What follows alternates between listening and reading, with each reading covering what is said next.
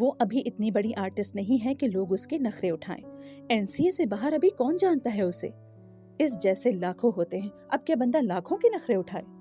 اچھا یار، تم میرا اس سے کانٹیکٹ تو کرواؤ، پھر دیکھیں گے کہ کیا صورتحال بنتی ہے۔ زلیخا نے موضوع بدلتے ہوئے کہا۔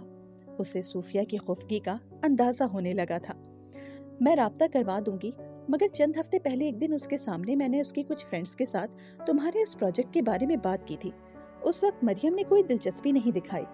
ہو سکتا ہے وہ انٹرسٹڈ نہ ہو۔ صوفیہ کو چند ہفتے پہلے آئزہ اور مریا کے ساتھ ہونے والی گفتگو یاد آئی۔ پھر بھی ایک بار باقاعدہ طور پر بات کرنے میں کیا حرج ہے؟ میں صبح NCA آ جاؤں؟ ہاں ٹھیک ہے، آ جانا، میں تمہارا انتظار کروں گی۔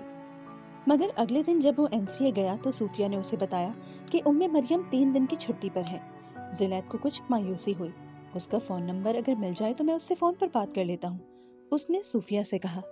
میں نے اس کی فرینڈ سے اس کا فون نمبر پوچھا تھا مگر انہیں پتہ نہیں ہے۔ زلیخا سوچ میں پڑ گیا۔ تمہارا کیا خیال ہے، آج وہاں نمائش میں آنے کا کوئی امکان ہے اس کا؟ صوفیہ نے کندھے اچکائے۔ تم تو جا رہی ہو وہاں، اگر وہ وہاں آئے تو پھر تم مجھے رنگ کر دینا، میں آ جاؤں گا، زلیخا نے اس سے کہا۔ ٹھیک ہے، صوفیہ نے حامی بھری، مگر وہ اس دن نمائش میں بھی نہیں آئی۔ تیسرے دن رات کو زلیخا نمائش سے اپنی خریدی ہوئی تصویریں لینے گیا۔ وہ تمام تصویروں کی ادائیگی پہلے ہی کر چکا تھا۔ اب نمائش کے اختتام پر اسے اپنی تصویریں لینی تھی، مگر اس وقت اسے شوق لگا جب 7 تصویروں کے بجائے اسے صرف 3 تصویریں دی گئیں۔ ان میں مریم کی 4 تصویریں نہیں تھیں۔ اس میں مریم کی تصویریں نہیں ہیں، اس نے اس آدمی کو یاد دلایا۔ ہاں، وہ کسی اور نے خرید لی ہیں۔ کیا مطلب؟ میں ان تصویروں کی قیمت ادا کر چکا ہوں۔ وہ چونکا۔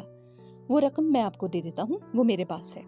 اس آدمی نے میز کی دراز سے ایک لفافہ نکال کر اس کی طرف بڑھایا۔ زلیخا نے وہ لفافہ نہیں لیا۔ مجھے یہ رقم نہیں چاہیے، مجھے وہ تصویریں چاہیے۔ میری خریدی ہوئی تصویریں آپ کسی دوسرے کو کیسے دے سکتے ہیں؟ اس نے خشک لہجے میں اس آدمی سے کہا۔ ہم نے جان بوجھ کر ایسا نہیں کیا۔ مریم نے کل فون پر ہم سے اپنی تصویروں کے بارے میں پوچھا تھا۔ ہم نے انہیں بتا دیا کہ ان کی تمام تصویریں بک گئی ہیں، اور ہم نے یہ بھی بتایا کہ 4 تصویریں ایک ہی آدمی نے خریدی ہیں۔ انہوں نے نام پوچھا تو ہم نے آپ کا نام بتا دیا۔ انہوں نے کہا کہ وہ آپ کو تصویریں بیچنا نہیں چاہتی۔ ہم آپ کے بجائے کسی اور کو وہ تصویریں بیچ دیں، چاہے کم قیمت پر ہی، اور اگر کسی نے نہ خریدی تو پھر وہ ان تصویروں کو واپس لے جائیں گی۔ اس لیے کل ہم نے سولڈ کے ٹیگز اتار دیے اور کل ہی وہ 4 تصویریں بک گئیں۔ آج وہ لوگ اپنی تصویریں لے گئے۔ وہ ہکا بکا اس شخص کا چہرہ دیکھنے لگا۔ آپ نے میرا نام بتایا اور انہوں نے کہا کہ وہ مجھے تصویریں بیچنا نہیں چاہتی، زلیخا نے بے یقینی سے کہا۔ ہاں، ایسا ہی ہوا تھا۔ اس آدمی نے لفافہ میز پر اس کی طرف کھسکایا۔ آپ مجھے ان کا کانٹیکٹ نمبر دے سکتے ہیں؟ نہیں، ان کا کانٹیکٹ نمبر نہیں ہے، انہوں نے خود فون کیا تھا۔ زلیخا بے حد حیرت کے عالم میں وہ لفافہ اور تصویریں اٹھا کر باہر آ گیا۔ وہ مریم کو نہیں جانتا تھا، پھر اسے کیا پرخاش ہو سکتی تھی اس سے کہ اس نے تصویریں اسے نہیں دی؟ وہ بے حد الجھ گیا۔ کیا وہ مجھے جانتی ہے؟ کسی ایسے حوالے سے جو اس کے لیے ناپسندیدہ ہو؟ اس کا ذہن اسی ادھر بن میں لگا ہوا تھا۔ باہر پارکنگ میں آ کر اس نے گاڑی کا پچھلا دروازہ کھولا اور تصویریں پچھلی سیٹ پر رکھ دیں، اور تبھی اس کی نظر پچھلی کھڑکی کے پاس پڑے ہوئے ایک فولڈر پر پڑی۔ اس نے کچھ تجسس کے عالم میں اسے باہر نکالتے ہوئے گاڑی کا دروازہ بند کر دیا۔ ڈرائیونگ سیٹ کا دروازہ کھول کر وہ اندر بیٹھ گیا، مگر گاڑی سٹارٹ کرنے کے بجائے اس نے وہ فولڈر کھول لیا، اور پھر خاصی دیر تک وہ فولڈر کھولے بیٹھا رہا۔ وہ وہی پیٹرن تھے، انہی شیڈز میں جنہیں وہ بنوانا چاہتا تھا، اس سے زیادہ بہتر اور مکمل حالت میں جس میں وہ انہیں سوچ رہا تھا۔ وہ ایک کے بعد ایک کاغذ الٹتا گیا، اور پورا فولڈر دیکھنے کے بعد ایک گہرا سانس لے کر اس نے وہ فولڈر ساتھ والی سیٹ پر رکھ دیا۔ وہ فولڈر کس کا تھا، کہاں سے آیا تھا، وہ یہ نہیں جانتا تھا، مگر یہ ضرور جانتا تھا کہ وہ وہی کام تھا جو وہ کروانا چاہ رہا تھا۔ اب اسے اس فولڈر والے کی تلاش تھی۔ صوفیہ کے علاوہ اس نے پچھلے کچھ دنوں میں کسی کو لفٹ نہیں دی تھی، اور وہ کام صوفیہ کا نہیں ہو سکتا تھا، ورنہ وہ اس سے بات ضرور کرتی۔ گاڑی ڈرائیو کرتے ہوئے وہ بری طرح الجھا ہوا تھا، مگر گھر کے اندر آتے ہی اسے خیال آیا، ہو سکتا ہے یہ فولڈر ملازم نے کار کے اندر رکھا ہو۔ وہ فولڈر لیے سیدھا اندر چلا گیا۔ ہاں، یہ میں نے کچھ دن پہلے آپ کی گاڑی میں رکھا تھا، لیکن مجھے بتانا یاد نہیں رہا۔ ملازم نے اس کی انکوائری پر بڑی سادگی سے کہا، کس نے دیا تھا یہ وہ اس دن جو صبح لڑکی آئی تھی، اس نے چوکیدار کو دیا تھا۔ کون لڑکی؟ زلیخا الجھا۔ پھر اس کے ذہن میں جیسے جھماکا ہوا۔ وہ جنہیں میں نے کہا تھا کہ آفس میں مجھ سے ملے، میں گھر پر نہیں ملوں گا۔ ہاں جی، وہی۔ مریم، مریم، مائی گاڈ! وہ بڑبڑاتے ہوئے بے اختیار سر ہلانے لگا۔ سارے تار جڑتے جا رہے تھے۔ وہ چپ چاپ صوفے پر بیٹھ گیا۔ وہ اب جانتا تھا مریم کون تھی۔ اس نے اسے تصویریں کیوں نہیں دیں؟ پروفیسر عباس کیوں اس کی اتنی تعریف کر رہے تھے؟ وہ جسے ارتکاز توجہ کی کمی سمجھ رہا تھا، وہ اس کا انداز تھا۔ اس نے اس کی ہر بات نہ صرف سنی تھی بلکہ سمجھ بھی لی تھی، کسی سوال کے بغیر، اور اس کا ثبوت وہ ڈیزائن تھے جو وہ اگلے ہی دن لے آئی تھی۔ اور یقیناً اسے اپنے کام پر اتنا اعتماد تھا کہ سوال کرنے کے بجائے اس نے صرف معاوضہ طے کرنا چاہا تھا۔ بہت برا ہوا، بہت برا ہوا۔ وہ سب کچھ سوچتے ہوئے بڑبڑاتا رہا، آپ ایک بہت بڑے احمق ہیں زلیخا۔ وہ اپنے چہرے پر ایک نادم مسکراہٹ لیے اپنے کمرے میں چلا گیا۔ 8واں باب۔ میں پاکستان جا رہا ہوں۔ کیتھرین کافی کا سپ لینا بھول گئی۔ مظہر کے پیپرز ہو رہے تھے اور آج وہ بہت دنوں کے بعد ملے تھے۔ پاکستان؟ وہ مسکرایا۔ ہمیشہ کے لیے نہیں جا رہا، چند ماہ کے لیے جا رہا ہوں، پھر واپس آؤں گا۔ وہ اب بھی مطمئن نہیں ہوئی تھی۔ مگر کیوں؟ بہت سارے کام نمٹانے ہیں وہاں۔ وہ اس کا چہرہ دیکھنے لگی۔ اپنی شادی کے بارے میں بھی کچھ فیصلے کرنے ہیں۔ وہ اب کچھ سوچ رہا تھا۔ کیتھرین کو محسوس ہوا بعض دفعہ صرف سانس لینا بھی خاصا مشکل ہو جاتا ہے۔ اسے پہلے سے زیادہ سردی لگنے لگی۔ اس نے مظہر کے چہرے سے نظر ہٹا لی۔ کافی کا کپ اس نے بینچ پر رکھ دیا۔ وہ نہیں چاہتی تھی مظہر اس کے ہاتھوں کی لرزش دیکھے۔ اسے یاد آیا مظہر نے کبھی اس کو پرپوز نہیں کیا تھا۔ پھر اب اگر وہ اپنی شادی کے بارے میں، مجھے یہ توقع نہیں رکھنی چاہیے تھی کہ وہ مجھ سے شادی بھی کرے گا۔ وہ ایک کے بعد دوسرے اور دوسرے کے بعد تیسرے خیال کو ذہن سے جھٹک رہی تھی۔ پھر اسے یاد آیا اسے مظہر کو مبارکباد دینی چاہیے۔ کانگریٹس، مبارک ہو۔ اس نے مدھم آواز میں مسکرانے کی کوشش کرتے ہوئے کہا۔ کس لیے؟ وہ حیران ہوا۔ آپ پاکستان شادی کے لیے جا رہے ہیں۔ وہ ہکا بکا رہ گیا، پلکیں جھپکائے اور کچھ کہے بغیر وہ اسے دیکھتا رہا۔ کیتھرین اس کے تاثرات پر کچھ پریشان ہوئی۔ اس نے اندازہ لگانے کی کوشش کی کہ اس کے جملے میں کس چیز نے اسے پریشان کیا تھا۔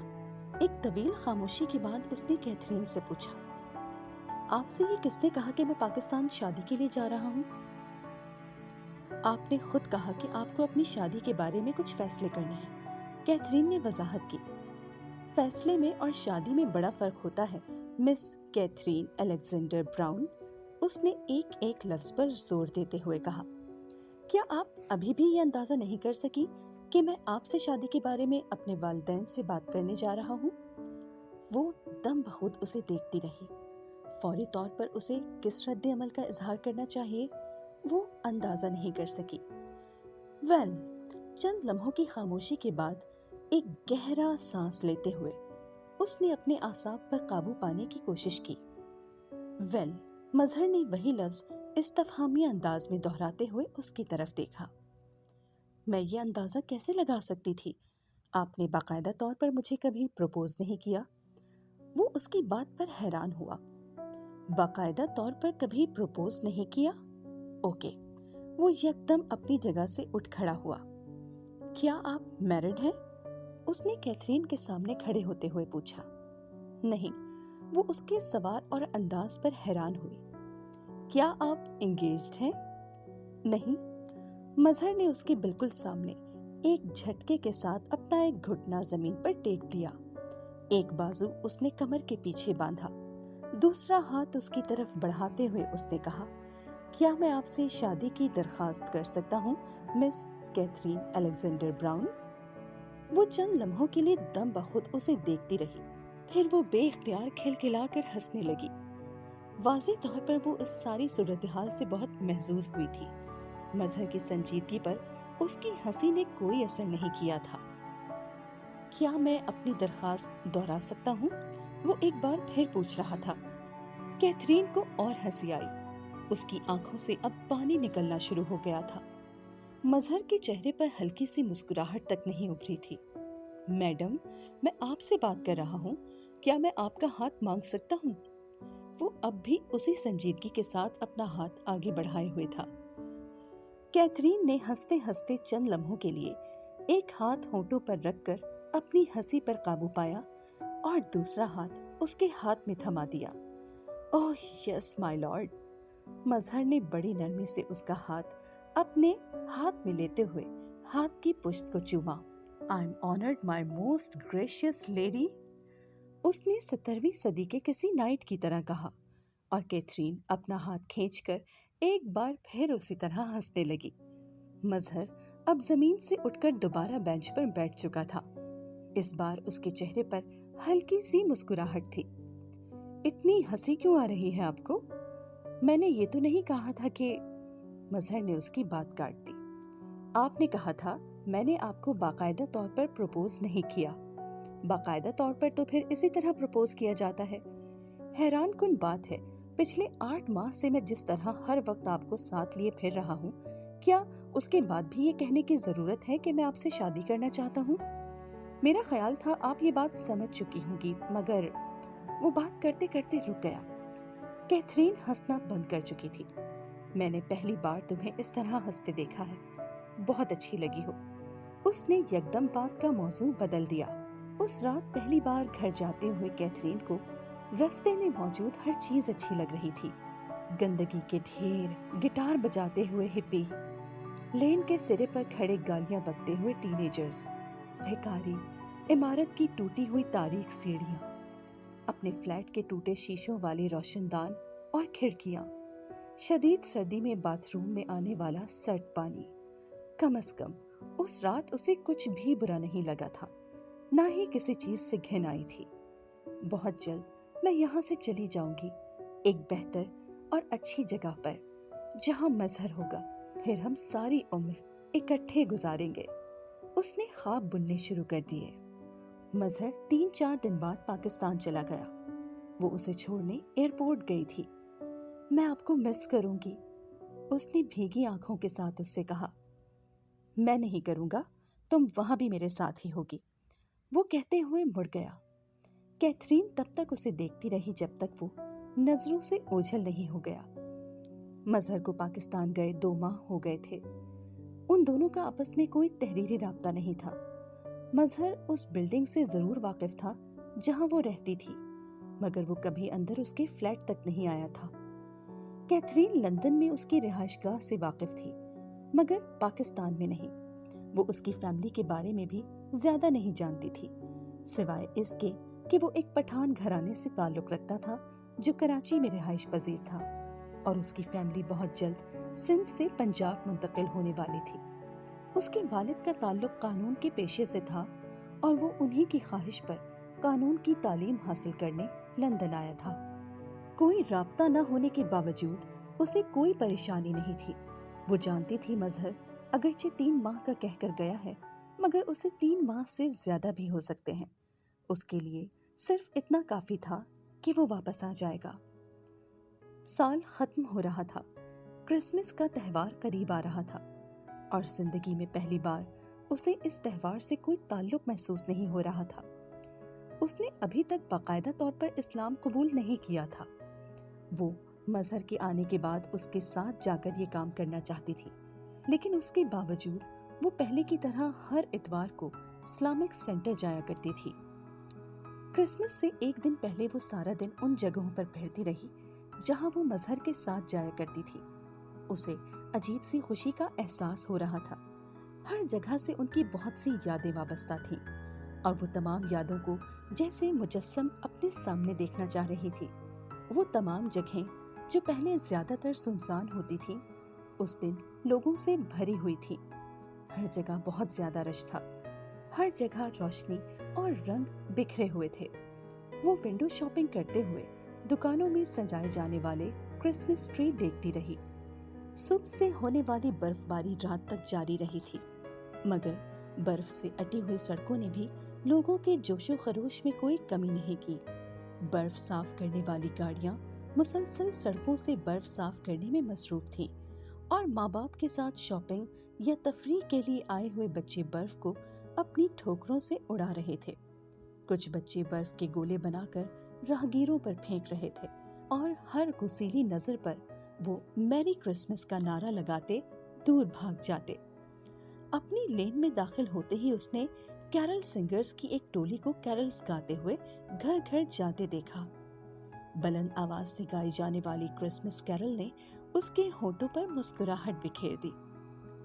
اگر آج سانتا کلاز میرے گھر آئے تو میں ان سے کہوں گی کہ وہ مظہر کو اسی وقت یہاں لے آئیں، میری آنکھوں کے سامنے۔ وہ اپنے خیال پر بچوں کی طرح کھلکھلائی۔ 10:20 پر اس نے اپنے فلیٹ کی واحد کھڑکی بند کر دی۔ وہ اب باہر جھانکتے ہوئے تھک چکی تھی۔ کافی کے ساتھ چند سنیکس لینے کے بعد جس وقت وہ سونے کے لیے بیڈ پر لیٹی، اس وقت 11 بج چکے تھے۔ سونے سے پہلے اس نے ان چند لفظوں کو ہمیشہ کی طرح دہرایا جو اس نے اسلامک سینٹر میں سیکھے تھے۔ دوبارہ اس کی آنکھ فائرنگ کی آواز سے کھلی تھی۔ چند لمحے وہ کچھ نہ سمجھتے ہوئے اپنے بیڈ پر ہی لیٹی رہی۔ فائر دوبارہ نہیں ہوا، شاید ہی کوئی کریکر ہوگا۔ کرسمس کی تقریبات اس وقت شروع ہو چکی ہوں گی۔ اس نے اندازہ لگانے کی کوشش کی۔ آدھی رات سے زیادہ وقت گزر چکا تھا۔ دوبارہ آنکھیں بند کرنے کی کوشش کرتے ہی وہ ایک بار پھر چونک گئی۔ عمارت میں کہیں دور بہت سے بھاری بوٹوں کی آوازیں آ رہی تھی۔ پھر کچھ دروازے دھڑ دھڑائے جانے لگے۔ وہ ان بوٹوں کی مخصوص آواز کو بہت اچھی طرح پہچانتی تھی۔ وہ 1 سال جو اس نے ایک ہوکر کے طور پر گزارا تھا، اس نے اسے بہت سی چیزوں سے آشنا کر دیا تھا۔ دھڑکتے دل کے ساتھ وہ اپنے بیڈ پر اٹھ کر بیٹھ گئی۔ آوازیں اب اور قریب آتی جا رہی تھیں۔ پھر اس کا دروازہ بھی بلند آواز میں بجایا گیا۔ کون ہے؟ وہ اس سوال کا جواب بخوبی جانتی تھی۔ اسکاٹ لینڈ یارڈ، بہت درست لہجے میں باہر سے جواب دیا گیا تھا۔ اسے اپنا خون اپنی رگوں میں منجمد ہوتا محسوس ہوا۔ نواں باب۔ اس نے سر اٹھا کر اوپر آسمان کی طرف دیکھا۔ آسمان پر ستارے چمک رہے تھے۔ اسے یوں محسوس ہوا کہ اگر وہ ہاتھ بڑھائے تو انہیں چھو سکتی ہے۔ اس کے چہرے پر مسکراہٹ پھیل گئی۔ وہ آخری سیڑھی سے چند قدم آگے بڑھائی۔ مریم پروفیسر عباس کے کمرے میں داخل ہوئی تو اس نے پہلے کی طرح ایک کرسی پر زلیخا کو براجمان پایا۔ آئیے مریم، میں نے آپ کو بلوایا ہے، پروفیسر عباس نے اسے دیکھتے ہوئے کہا۔ ایک سرسری نظر وہ زلیخا پر ڈال کر کرسی پر بیٹھ گئی۔ میں نے آپ کے ڈیزائنز دیکھے ہیں اور میں آپ کے کام سے خاصا متاثر ہوا ہوں۔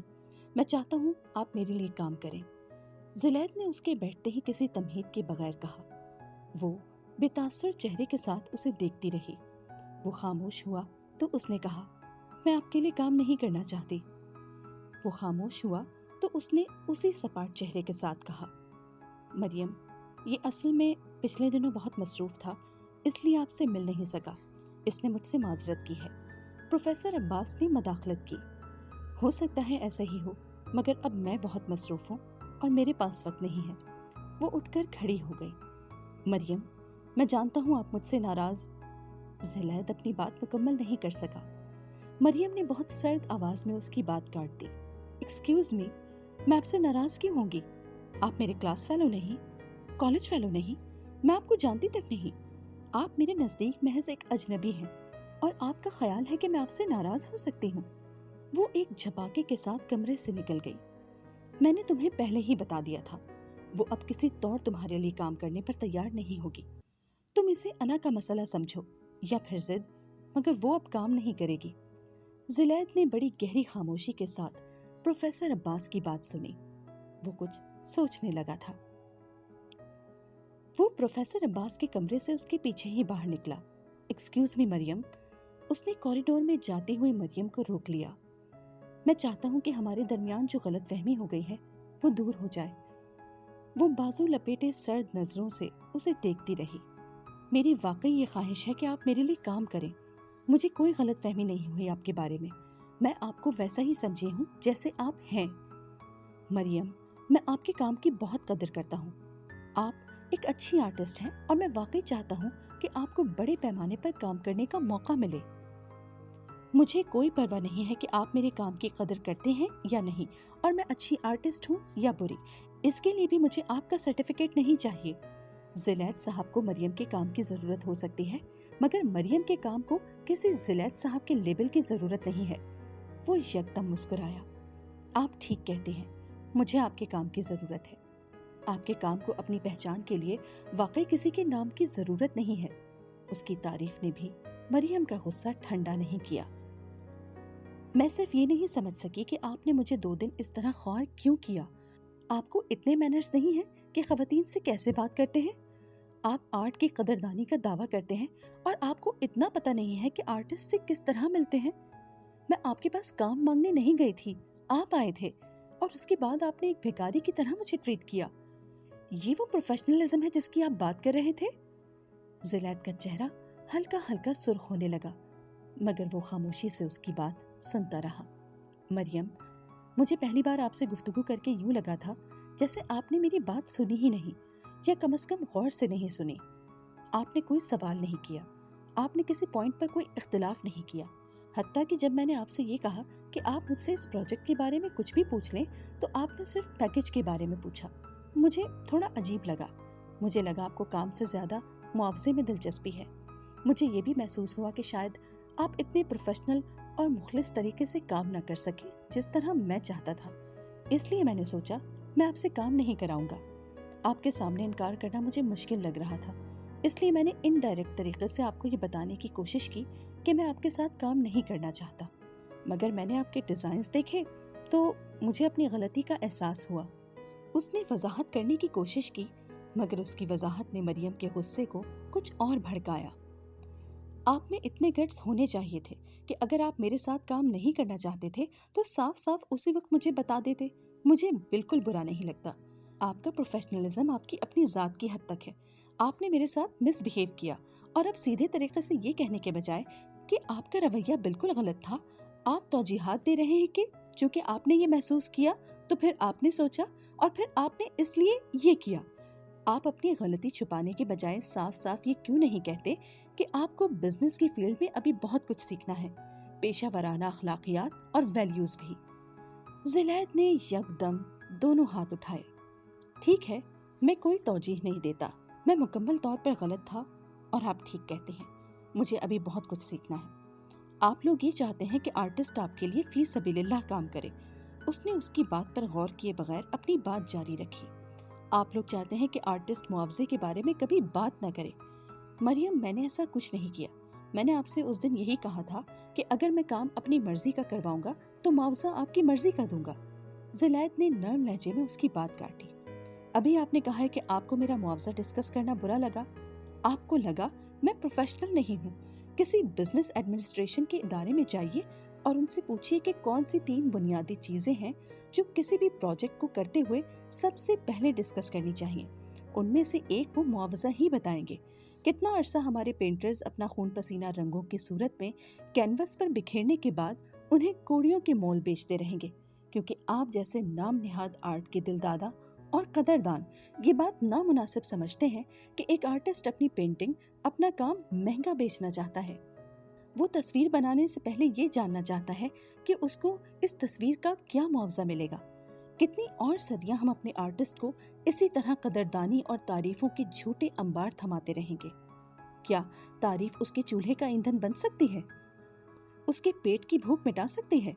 اس کے بچوں کی فیسیں دے سکتی ہے؟ مت تعریف کیا کریں آپ آرٹسٹ کے آرٹ کی، صرف اسے اس کے کام کی مناسب قیمت دے دیا کریں، اور معاوضے کے اس ڈسکشن کو آپ غیر پیشہ ورانہ اور مادہ پرستی سمجھنا چھوڑ دیں۔ آرٹسٹ کو بھی اتنا ہی حق ہے اپنا معاوضہ ڈسکس کرنے کا جتنا کسی ڈاکٹر کو یا وکیل کو۔ وہ آپ سے بھیک نہیں مانگ رہا ہوتا، وہ بھی آپ کو ایک سروس دے رہا ہوتا ہے، آپ کے حسن جمال کی تسکین کر رہا ہوتا ہے۔ جہاں تک آپ کے لیے دوبارہ کام کرنے کی بات ہے، آپ چاہیں تو میرے ڈیزائن استعمال کر لیں، مگر مجھے اب آپ کے لیے کام نہیں کرنا۔ وہ لال بھبوکا چہرے کے ساتھ وہاں سے چلی گئی۔ صوفیہ نے اس دن زلیت اور مریم کو کوریڈور میں باتیں کرتے دیکھ لیا تھا اور اس نے زلیت کو فون کر کے اس گفتگو کے بارے میں پوچھا۔ زلیت نے اسے پوری تفصیل بتا دی۔ میں نے تو تم سے پہلے ہی کہا تھا کہ اس میں بہت نخرہ ہے، تم کیوں خامخواہ اس کے پیچھے پڑے ہو؟ دفع کرو اسے۔ NCA میں ایک سے بڑھ کر ایک آرٹسٹ ہے، تم نے اتنے لوگوں سے ڈسکشن کی ہے، ان میں سے کسی کو ہائر کر لو۔ صوفیہ نے اس کی پوری بات سننے کے بعد تبصرہ کرتے ہوئے کہا، ہاں اب تو یہی کروں گا، پھر بھی میں سب کچھ کلیئر کرنا چاہتا تھا۔ تمہیں کیا ضرورت ہے کچھ بھی کلیئر کرنے کی؟ اس طرح کے لوگوں کو سر پر چڑھانے کی کوئی ضرورت نہیں ہوتی۔ تم نے خامخواہ میں اس کی بکواس سنی۔ نہیں، اس نے جو کچھ کہا وہ ٹھیک تھا، مگر اس کے کہنے کا طریقہ غلط تھا۔ چھوٹی موٹی غلط فہمیوں پر اس طرح ریئیکٹ نہیں کرنا چاہیے۔ میں نے تو ویسے بھی اس سے ایکسکیوز کر لیا تھا۔ مریم کے رویے کے حوالے سے زلیت کو بھی کچھ اعتراضات تھے۔ وہ اس دن زلیت کو جتنا برا بھلا کہہ سکتی تھی اس نے کہا تھا۔ اس کی معذرت بھی مریم کا دل صاف نہیں کر سکی۔ اس کا خیال تھا وہ صرف اپنا مطلب نکلوانے کے لیے اس کے پاس آیا تھا، ورنہ وہ اتنا مہذب نہیں تھا جتنا وہ نظر آنے کی کوشش کر رہا تھا۔ زلیت سے ہونے والی اس گفتگو کے چند دن بعد صوفیہ اس کے پاس ایک لفافہ لے کر آئی۔ چند رسمی سی باتیں کرنے کے بعد اس نے اپنے بیگ سے وہ لفافہ نکال کر مریم کے سامنے کر دیا۔ یہ ان ڈیزائنز کی قیمت ہے جو تم نے زلیت کے لیے بنائے تھے۔ زلیت نے یہ چیک دیا ہے۔ مریم کو ایک بار پھر اپنی توہین کا احساس ہوا۔ مجھے اس کی ضرورت نہیں ہے، یہ چیک اسے واپس کر دینا اور بتا دینا کہ اس چیک سے وہ تھوڑے سے مینرز ضرور خرید لے۔ اس نے تیز لہجے میں کہتے ہوئے اپنی تصویر پر کام جاری رکھا۔ صوفیہ کو اس کا لہجہ بہت برا لگا۔ زلیت کو مینرز کی ضرورت نہیں ہے مریم، تمہیں مینرز کی ضرورت ہے۔ مریم نے کینوس پر کام کرتے ہوئے اپنا ہاتھ روک لیا۔ مجھے تمہارے مشورے کی ضرورت نہیں ہے، برش کے پچھلے سرے سے اس کی طرف اشارہ کرتے ہوئے اس نے کہا۔ تم کیریئر کا کام کر رہی ہو، صرف وہ کرو۔ وہ دوبارہ پینٹنگ بنانے لگی۔ کیریئر کے لفظ نے صوفیہ کے تن بدن میں آگ لگا دی تھی۔ اس نے لفافہ کھینچ کر مریم کے منہ پر مارا۔ تمہاری ہمت کیسے ہوئی یہ کہنے کی؟ پہلے پیسے مانگتی ہو اور اس کے بعد نخرے دکھاتی ہو۔ مریم لال بھبوکا چہرے کے ساتھ کچھ کہے بغیر اسے دیکھتی رہی۔ وہ نہیں چاہتی تھی اب بات اور بڑھے۔ ادھر ادھر کھڑے ہوئے اسٹوڈنٹس ان کی طرف متوجہ ہونے لگے تھے۔ ہو کیا تمہاری جیسی لاکھوں پڑی ہوئی ہیں یہاں، اپنا آرٹ لیے پھرتی ہیں۔ کون ہو تم؟ مائیکل اینجلو ہو، ریمبراں ہو، پکاسو ہو؟ چار لفظ تعریف کے مل جائیں تو تم جیسے لوگ آسمان پر چڑھ جاتے ہو، خود کو کوئی اور چیز سمجھنے لگتے ہو۔ اسی سے پتہ چلتا ہے کہ تمہارا خاندان کیا ہے۔ تم لوگ اسی طرح گند مچاتے ہو اچھے اداروں میں آ کر۔ وہ سرخ چہرے کے ساتھ پیر پٹکتی ہوئی وہاں سے چلی گئی۔ مریم کو اندازہ ہو چکا تھا کہ اگلے چند گھنٹوں میں یہ خبر پوری کلاس میں پھیلنے والی تھی۔ اس کے دل میں زلیت کے لیے عداوت کچھ اور بڑھ گئی۔ صوفیہ کے ذریعے یہ چیک بھیج کر وہ کیا ثابت کرنا چاہتا تھا؟ یہ کہ وہ میرا کوئی احسان نہیں لے رہا، یا یہ کہ وہ بہت پروفیشنل ہے؟ اس نے چیک والا لفافہ اٹھاتے ہوئے تلخی سے سوچا۔ وہ لفافہ اس نے مصطفیٰ کو دے دیا، جو اس پروجیکٹ پر مریم کے انکار کے بعد زلیت کے ساتھ کام کر رہا تھا۔ یہ زلیت کو دے دیں، اس نے کسی لمبی چوڑی تفصیل کے بغیر کہا۔ ہم آپ کی لائنز پر ہی مزید کام کر رہے ہیں مریم، آپ کے ڈیزائنز میں کوئی زیادہ تبدیلی نہیں کر رہے ہم، مصطفیٰ نے بڑی دلچسپی کے ساتھ اسے بتایا۔ وہ کوئی تبصرہ کیے بغیر ایک مسکراہٹ کے ساتھ واپس آ گئی۔ اتنا سب کچھ ہونے کے بعد اسے اب کوئی دلچسپی نہیں تھی کہ وہ اس کے ڈیزائنز پر ہی مزید کام کر رہا ہے یا نہیں۔